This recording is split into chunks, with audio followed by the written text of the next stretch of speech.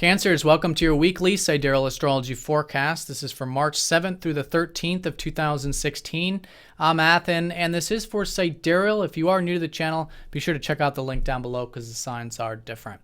All right, so Cancer, this week we've got a solar eclipse, a total solar eclipse on Tuesday and Wednesday, and it's associated with the South Node.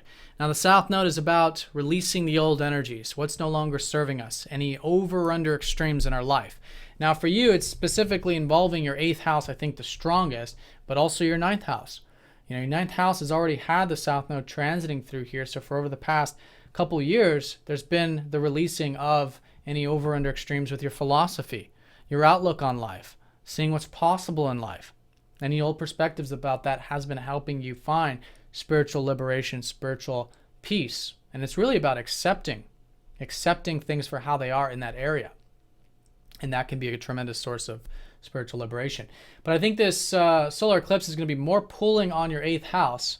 But I think it's going to be a little bit of both, but probably more on the 8th house. And this is an area you've already been quite focused on, I feel like, which is the house of what's really meaningful to you in life, what's really deep, what matters, what's the truth. And so whatever this means for you personally, it could also be shared resources on an external level, bonds, power, in terms of, situations where you might have to draw the line if you're, giving your power away, or there's situations where your power is being drawn from you. And that can be debts too on a financial level, so it's going to be different for each of you. But in essence, what is really meaningful? What is true to you? And in this way, through this reflection, because you're going to be in this lowering time period because your moon's going to be, at its lowest phase of the lunar cycle, but yet very insightful. You Cancerians are very, psychic, you can call it, but you're just very intuitive during these time periods because you have that sun shining on your ruler.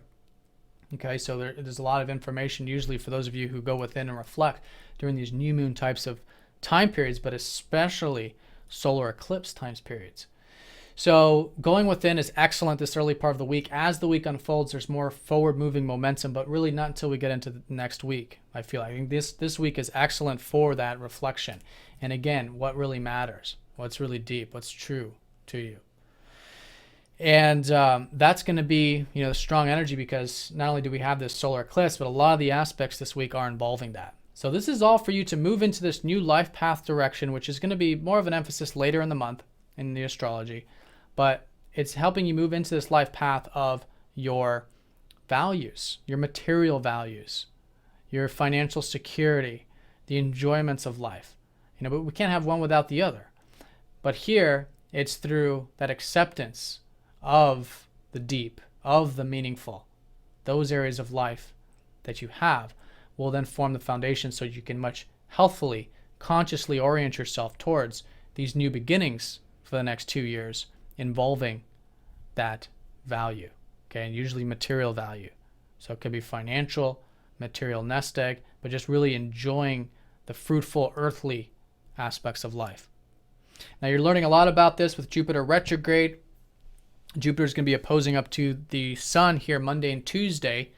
So it's all about balance and integration, specifically with these areas, seeing that your true values they do have a deep element. What about your values do you connect to on that deep level? And what on your deep level can be actualized physically or embodied physically, which is the 2nd house, which is the earthly kind of house.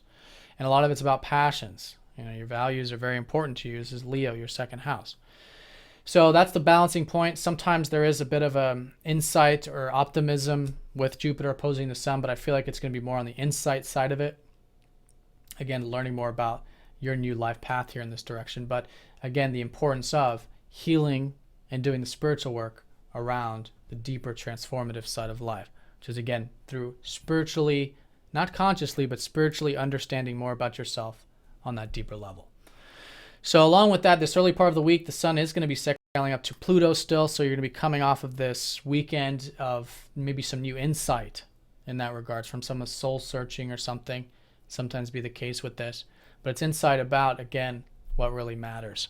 So it's good propelling you towards this solar eclipse. Then after the solar eclipse, we do have some sign changes. We've got the sun then going into Pisces, which I think for about the next month or so, you're going to have this illumination, more so in terms of what's possible in life, right? This whole area, which is now leaving, your south node is actually leaving this ninth house, which is saying that you guys have done a lot of work here already with finding the middle path with these things. But now you've got, I think, more energy, more momentum to really expand, to study philosophy, to open your horizons, to take a lot of this deeper stuff that's been going on and actualize it along the life journey, live it, right? And share your wisdom about it too, express your wisdom about it. So that's going to be emphasized with the sun. Venus is going into that 8th house. So in fact, at this point, after this shift, you could even enjoy a lot of the deeper aspects of life, maybe with relationships specifically. Mars is going into Scorpio at the same time, into your 5th house.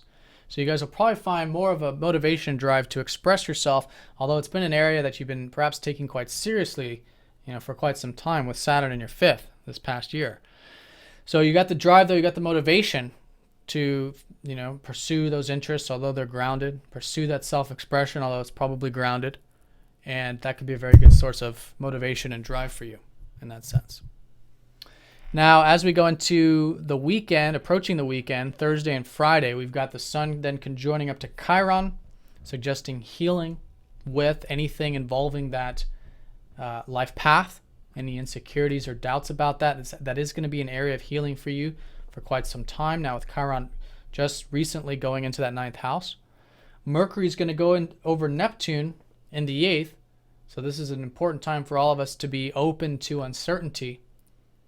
Okay, and this is again about the 8th house stuff, the deeper stuff. The more open you are to uncertainty about life, beginnings, endings, transformation, and willing to allow God essentially to guide you into the right direction with those areas, is, that perspective can help you find that flow and that river, that guidance towards this continuously unfolding and very spiritual area for you.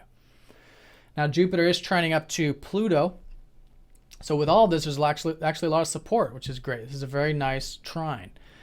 This is actually the second aspect with this too. So there could be, especially towards the weekend, as we approach it, a willingness to change, a willingness to really restructure and change things. Maybe on the routine level with Pluto in the 6th, but more importantly, I feel like in terms of the values, right? It could even be a shift with your self-esteem, your confidence, your ability to achieve your values in life, and want to perhaps enjoy those sensual pleasures, those earthly pleasures of life. Then the weekend tops off on Friday in terms of the aspects, with the sun going over the south node, illuminating the 9th house for you, the life path.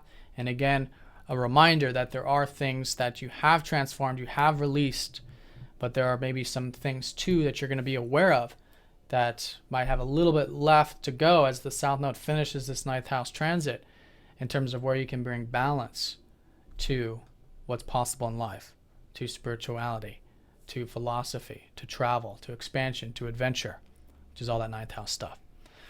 All right, Cancer, so have an excellent week. Thanks for watching. If you guys have any questions, please let me know, and I'll see you all next week.